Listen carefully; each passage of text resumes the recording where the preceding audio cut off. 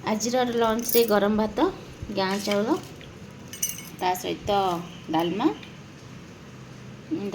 ଆଳୁ ବାଇଗଣ କଖାରୁ ପୋଟଳ କାଙ୍କଡ଼ ଟମାଟୋ ଗାଜର ସବୁ ପଡ଼ିକି ଡାଲମା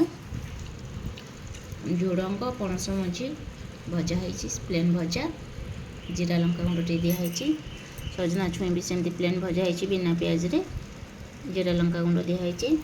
ଏଇଟା କମ୍ପଲସରି ଯେହେତୁ ଯେପର୍ଯ୍ୟନ୍ତ ପୋକ ନ ହେଇଛି ଖିଆ ହେଉଥିବ ବର୍ଷା ହେଲାଣି ମାନେ ପୋକ ଷ୍ଟାର୍ଟ ହେଇଯିବ।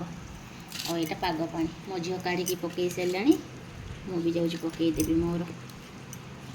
ଏଇଟା ଗୋଟେ ପାଗ ପାଣି ଦୁଇଟା ଲେମ୍ବୁ ବିଟା ପକେଇବାନି। ଆଉ ମୋ ଝିଅ ସେଠି ଖାଇବା ଷ୍ଟାର୍ଟ କଲାଣି ପାଣି ଦେ ଏଥିରେ ଡାଲମା ପକଉନ ଡାଲମା ପଡ଼ିବ ଯେ ଟିକେ ପାଣି ଦରକାର ପାଗ ପାଣି ନହେଲେ ହେବନି। ଦୁଇଟା ଲଙ୍କା ଆସିଛି ଭାରି ଚଳିବ। କାକୁଡ଼ି ଟିକେ ଆଣିଥିଲେ ହେଇଥାନ୍ତା ଆଇଟମ୍ ବେଶୀ ହେଇଯିବ ନା ଝିଅ ଏତେ ଆଇଟମ୍ ଖାଇବାକୁ ଇଚ୍ଛା ହେବନି।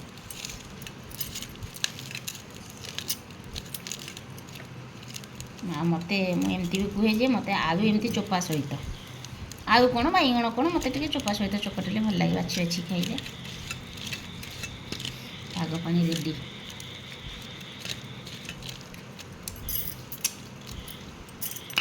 ବଢ଼ିଆ ଲାଗୁଛି ନା ଆଉ ଟିକେ ଲେମ୍ବୁଟା ଚିପୁଡ଼ି ଦେବା ଅଛି ତା ଦେହରେ ପୋଟଳ ପଡ଼ିଲେ ବି ବଢ଼ିଆ ଲାଗେ। କାଙ୍କଡ଼ କୁଆଡ଼େ ପଳେଇଛି ମୁଁ ପାଉନି।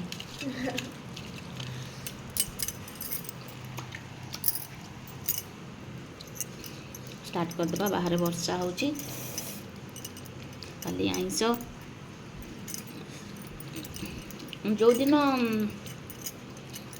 ନନଭେଜ୍ ଡେ ତା ପରଦିନ ଟିକେ ବିନା ମସଲାରେ ଖାଇବାକୁ ଭଲ ଲାଗେ।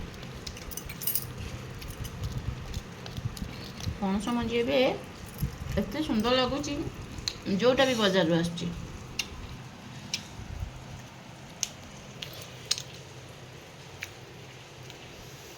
ମୋ ଝିଅ ଆଖିଟା କାହିଁ ସେମିତି କରୁଛୁ।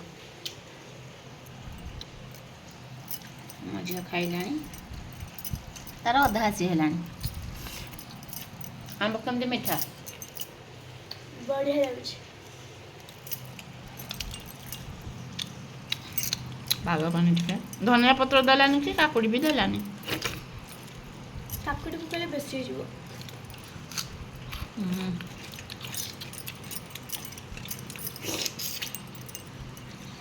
ଗାଁ ସଜନା ଛୁଇଁ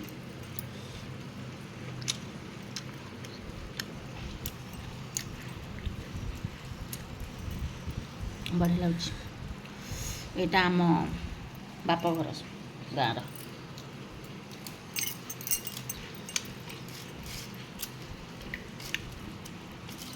ମୋ ଝିଅ ଆମ୍ବ ଖାଇଛି କେମିତି ଦେଖୁନାହାନ୍ତି ଏଥିରୁ ଖାଏ ସେଥିରୁ ଖାଏ।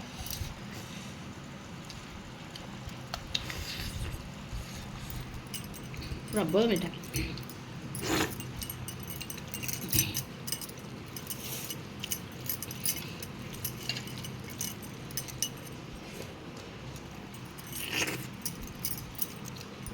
ଆଉ ଟିକେ ପାଣିଆ କରୁନୁ।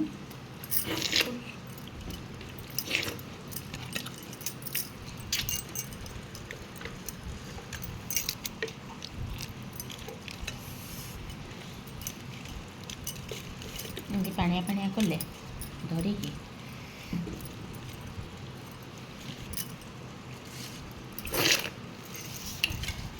ରାଗ ଲୁଣ ଆଉ ଖଟା ପଣସ ମଞ୍ଜିଟା ବଢ଼ିଆ ଲାଗୁଛି। ମୋ ଝିଅ ସବୁ ଏକାଠି ଗୋଳାଗୋଳି କରିଦେଲା। ମୋ ଝିଅ ଆଜି ଫାଷ୍ଟ ହେଇଗଲା ମୁଁ ଲାଷ୍ଟ। ଏଇଟା ଆଜି ଆମର ଲଞ୍ଚ। ଆମେ ରହୁଛୁ ବର୍ଷା ପ୍ରବଳ ହେଉଛି ବାହାରେ ଶୀଘ୍ର ଖାଇକି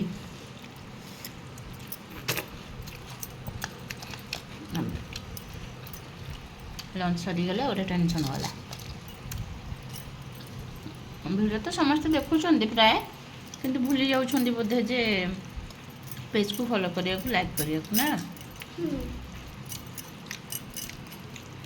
ଆମ ଭିଡ଼ିଓକୁ ଲାଇକ୍ କରିବେ ଆମ ପେଜକୁ ଫଲୋ କରିବେ। ରହୁଛି। ଜୟ ଜଗନ୍ନାଥ।